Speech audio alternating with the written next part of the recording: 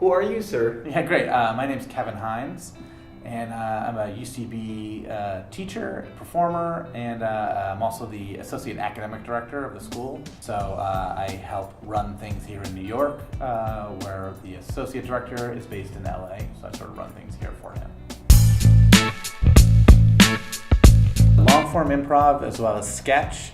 We also do some character performances and a few other elective type things, musical improv, a few other things like that. But we mostly focus on long-form improv and sketch. I believe really good long-form improv can look really similar from a lot of places. Some people really get good. A lot of these things sort of meet in the middle. So I don't know if the style's changed that much, but our style is based on what we teach, which is game-based improv. We really focus hard on identifying what the game of a scene is, which is basically what's that one main funny thing in this scene. Where other theaters either don't focus on that as much or don't focus on it at all in some cases. So that's our main focus, which makes our scenes a little sharper, I think, a little faster, a little more dialogue driven sometimes, though they don't necessarily need to be. It lends itself to that sort of style earlier for newer improvisers, to where it's like talkier and thinkier and idea based versus sort of energy based. But as people get better, all those things sort of swarm around each other and kind of meet in the middle. I think a lot of our games are character-based. A lot of the games are based on how I treat you or how you treat me, and that's a relationship-based game. They don't have to be, but a lot of them are rooted in someone's relationship. A game might be, a father who treats his son like the son's in charge of the family. Right? That's a relationship-based game. That would definitely be a game that you would fit in at the UCB style. We might also do a scene where we're at a strip club and we're treating the bouncer like it's a substitute teacher, it's a new bouncer, so we're treating that's less maybe a relationship and more the whole world is now being treated like we're kids being babysat more than sleazy men at a sex club. But the idea still kind of comes through how we treat each other. So relationship still enters into it, especially once you get really good at it. We talk a lot about point of view and why are you doing this and things like that. And that all is rooted in relationship as well. It's just we come at it game first. Let's come at it the funny thing and then let's build the relationship around that. Or I think in Chicago it's like let's have a relationship and then find what's funny about it. I haven't studied a lot in Chicago, but I've talked to people, so that's what I feel like. It's just we're coming at it from different angles. But again, once you get to that scene, a funny scene's a funny scene, and most people are going to agree on that. Our school is definitely a Herald-based school. That's what we teach our students coming up. We think it's a very difficult form to do well, but it reinforces a lot of important habits. It reinforces starting with a funny game. It reinforces bringing that game back. You have to bring games back in the Herald, where other forms you don't have to. It also enforces bringing those games together at the end. And all those are good habits, so that when you start to explore other forms, hopefully those muscles have built where you just naturally want to bring games back. You just naturally want things to come together because you're so used to doing forms that required that. So even if I'm doing a form like a mono scene, which is a scene with no edits, the location never changes and you're just there for 30 minutes, you're still going to have ideas come back, leave, come back again. Everything's going to sort of culminate in the end and wrap up. So those habits are still going to happen, and that's why we focus on that so much. So that's what we teach all our students, and the first house team most people are on is either Herald Night or Lloyd Night, and those shows only do Heralds. So all our newer house teams only do Heralds. They do them every show, and they're really good at them.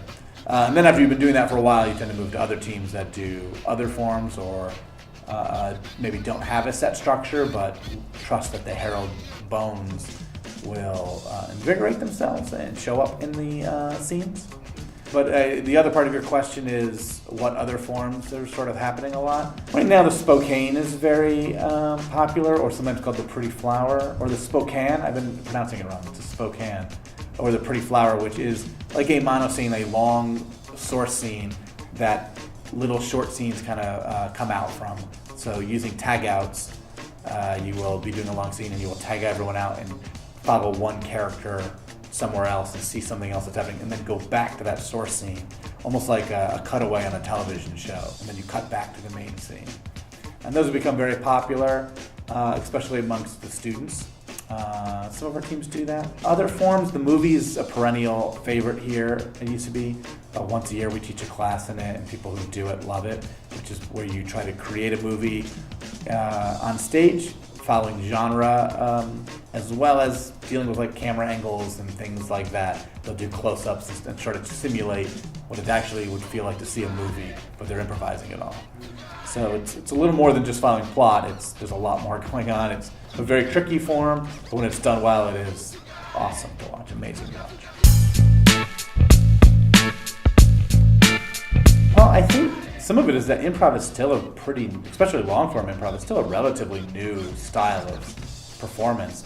So it's still evolving pretty quickly, I think.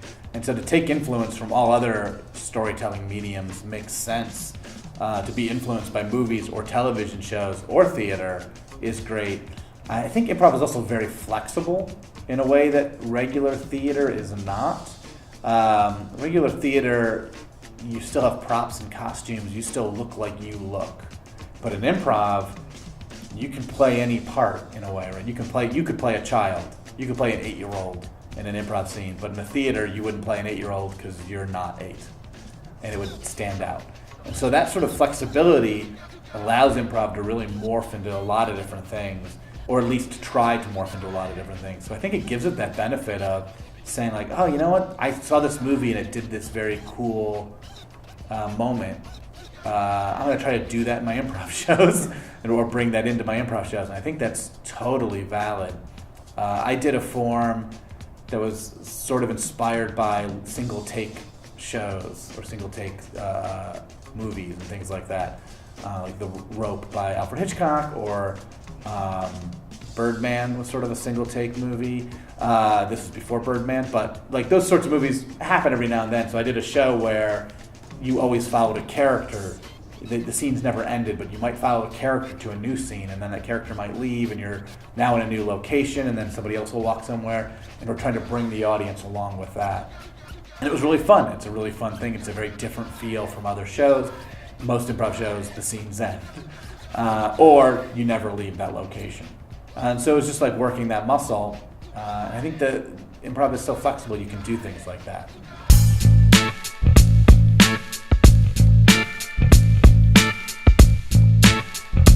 It's always there. I think because so many other art forms tell a story, there's always that urge by people to want to have a story, have their improv show wrap up in a narratively satisfying way, as well as a funny way. The interesting thing with the Herald is you can do all that stuff. It's harder because there's a set structure, but you can tell a story. You can have it all set in one location and still do the Herald structure. All the Herald requires is that you create 3 ideas, return to those 3 ideas 3 times, and have everything wrap up at the end with a couple scenes that are sort of palate cleansers in the middle that don't really relate to those scenes. And you can do that and still tell a story. You're working 2 muscles at once, and it can be hard. But I've definitely seen it happen. We have a team here named Bucky that for a long time did mono-scene heralds. So their scenes would be set in one location, but they would still have the herald structure running through it. So they'd have a little bit of a narrative, sometimes a lot of a narrative in their shows, despite doing a herald. So you can do it. The herald is more focused on, let's play these funny ideas and bring them together, but that can layer on top of almost anything. If you ever watched the show Seinfeld, it sort of did that as well, right? It would have multiple plot lines that all sort of wrapped up together. That's sort of herald-ish. Whether or not they all map directly onto that, I don't know, but some of them definitely did. You can feel that there. So you can kind of do all that stuff. But yeah, people are attracted to narrative, and it also is great for an audience that hasn't seen a lot of improv, because that's more familiar to them. Seeing something story told, they can relate to that quicker. Where even sketch comedy isn't as prevalent as like a movie. So yeah. We try not to let storytelling take over our shows. We're trying to. If our shows are going to fail, we'd rather have them lose the story but be super funny. and not be a satisfying story. We let the story be second. It's a vehicle to have funny situations happen. So a lot of times, like if I'm doing a show that is heavy on plot, from moment to moment, I'm not thinking about that plot. I'm just out there trying to find a funny moment right here. Then when my next idea, basically the starts of those games come off of, where can we see these characters go next? I'm not even necessarily worried about how it's going to end unless I see something obvious. But I kind of think I always put that stuff in the back of my head. And so it's like, if I notice a story coming, I'm going to grab it and follow it. But if I don't, I'm going to trust we'll get there anyway. And I'm just going to try to make this scene as funny as possible. We try to encourage that with our students and other performers as well. This might not be what everyone does. But I think a lot of us do. We hope that all the media we've consumed comes out if we want to do that. And we let all our training of being funny drive the show. Now that's not necessarily true with the movie form. The movie form definitely tried to establish a genre very early on. People who are really into the movie form watch tons of movies. Coming this summer, two brothers in a van, and then a meteor hit, and they ran as fast as they could from giant cat monsters. They know when it starts, this is an indie film, this is an art film, this is a blockbuster, this is a horror movie. So they can play into those tropes and story structures. So they might worry about it a little more than others' show structures. I'm not going to say it's impossible, but I think most people try to use improv to build up other skill sets. So they take their improv skills and make themselves better writers, or take their improv skills and become better performers or actors. And then they kind of do improv on the side because it's fun and it keeps those skills active. That's sort of where I think most people see their future. They don't see, when I'm 50 or 60, I'll still be doing improv shows as my primary thing. They're thinking, I will be using these skills to entertain people in a different way. So I think it's a tough form to get paid just to perform. If you're not running a theater, even people who run theaters don't make a lot of money. Anything like that. I think it's a tricky thing. Like you said, you're mostly going to get it from teaching. One of the joys of UCB is that our ticket prices are low, so we attract a younger audience because of that. It's a very open, approachable show. Like when I first moved to New York, your choices were going to stand-up shows, spending $100. Maybe the show's good, maybe the show's bad, or nothing. And then like when UCB starts coming around and things like that, theaters like this, it's like, I can see a show now for $5, $7, $10. That's affordable to me. I can now go see a bunch of those shows, and there's more incentive for those shows to do weird things and strange things and inspire me in different ways.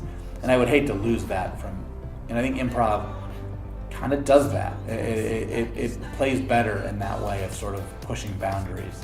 But that doesn't mean you can't have a location where, you know what, our theater, we do $25 tickets and it's a professional theater. I mean, that's probably possible.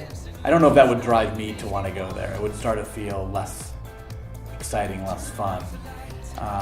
And it might start leading you to do more formulaic stuff that works, because now money has become such a big, important part of it. And for a lot of us, the performances are the extra part. It's like, it's great that I get to also do this. I wish I did this more, but I think the best part about improv is that you can do anything, be anyone, and you can really push those boundaries and push those structures. I think sometimes people start doing shows and it's like, this worked, I'm just going to keep doing this structured, this set, I'm going to play the same sort of humor. But the most exciting thing is when you see somebody surprise themselves, surprise their teammates. If you can do that stuff, you're going to definitely surprise the audience, and it's so exciting. You know, in the middle of a theater, in the middle of a Broadway show, there's not going to be a huge surprise if you've seen that Broadway show before. It might be a great performance in it, but an improv show, anything can happen, and it's such a rare place to be. I don't know. I think if you're a performer, embrace that part. I'm from New York, concrete jungle where dreams are made of. There's nothing you can't do.